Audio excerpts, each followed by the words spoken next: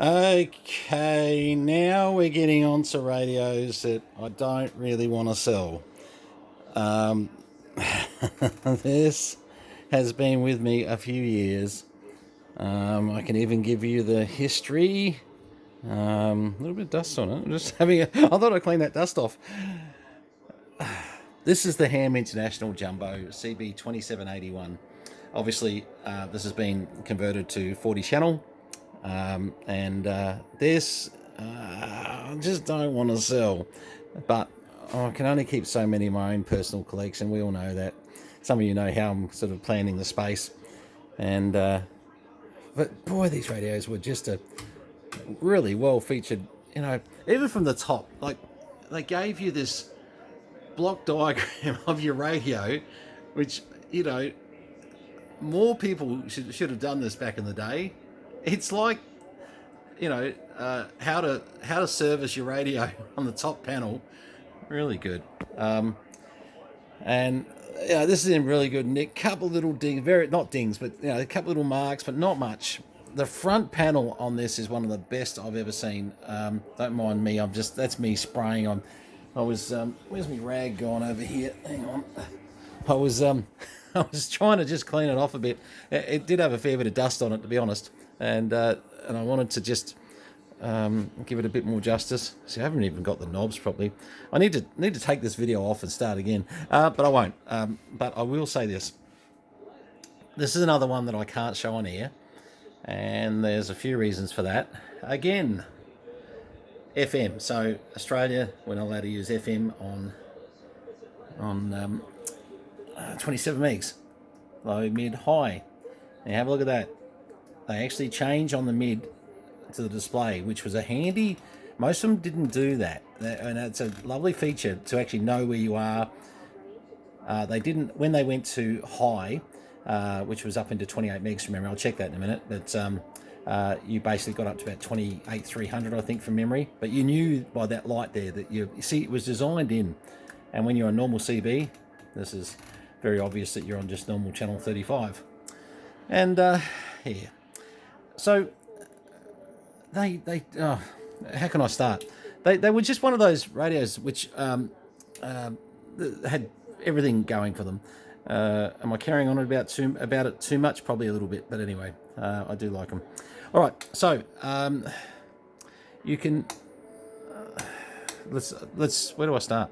Let's start by saying, does it transmit? Hello, 1 2 1 2 3 4 5 1 2 1 2 1 2. There's good 20 watts. So I think we can assume it transmits. So that's good. 1 2 3 4 5 1 2 1 2. Now let me give you the background of this radio first. This was one of Ross Keogh's collection, and when I got it, we had a couple of little things to do to it. As Ross said to me, he said, look, there's little things that you're going to have to do to some of these radios, so I didn't get a chance to. This one had a little bit of a PLL issue, which I sorted out years ago, and it was minor. It was nothing really, and but it was one of the ones that I thought, yeah, but Ross, I think I like this radio a lot, Anyway, so ever since then, every time I fired it up, it's fired up perfectly, which has been great. And they've got a terrific receiver, terrific transmitter. But let's just sort of go through clarifier. You could actually try to remember now when you pulled it on. Now, if you pull it on, I'm trying to remember if that meant that it that gave you a transmit variation. The easiest way to do that would be to go to AM or FM, doesn't matter. Let's go to AM. AM, we should be able to hear ourselves. 1 2 1 2. Good if I turn the volume up over here.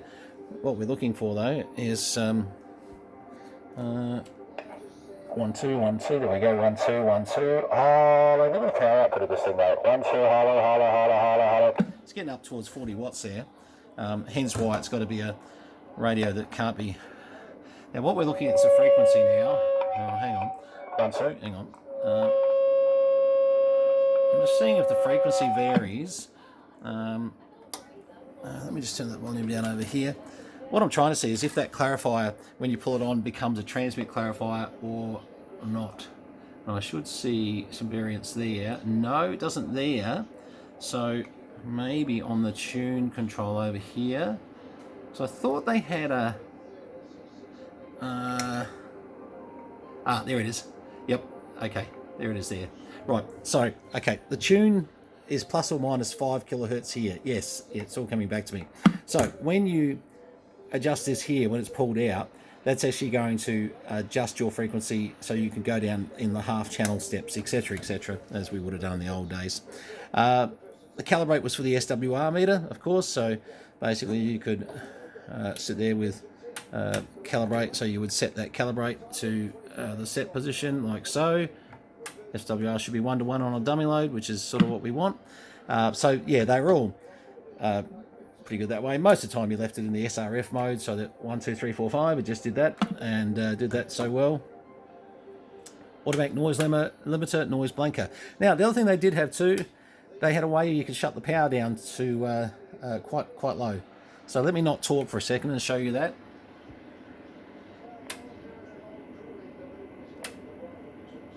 That's low there.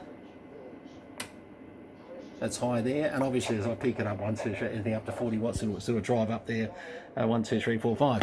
Being that I'm on AM at the moment, so it's just swinging over on AM, and sideband you should find that it's hollow 1, 2, 3, hollow, hollow, hollow 1, 2. And it's doing its 20 watts quite easily. So yeah, lovely radios. The other thing too, you actually had antenna A, antenna B. So you can have like your, 5-element beam sitting there, go back to your vertical there for local contacts, etc. They just thought it out. The Jumbo is one of the best radios, I think, in design. Look, as people know, I'm a big SBE fan, I'm a big fan of Cobra, but the Ham International Jumbo, I don't know, it still may make it onto my list of just being kept in my pile. I don't know yet. I will see, but certainly drop me some notes if it's something you're interested in. It definitely is the full Monty. Comes with its rack handles, which is not always the case. Sometimes you'll find the rack handles are sort of the screws are missing and they're not there. So absolutely. The other thing too, they did have like a tone filtering system on there, so not just your low high power. You could play with your filtering as well. Most of the rest of it was fairly seriously, Commodore Garden stuff. But what I was going to show you is where did it go. So we'll stay on AM, go to AM even, and let's have a look at on high. What frequency did that go to? I'll go to channel 40, so it gets us to the highest. I'm predicting about 28.3, but let's have a look. There you go. Yeah, 28.3 transmitting there. Once again, a thing to be cautious of, if I go back down to channel 1 here, it's going to get us down to the marine band, I reckon, somewhere close. Hang on, what am I doing here? On channel. Done something silly here. I'll work it out in a second.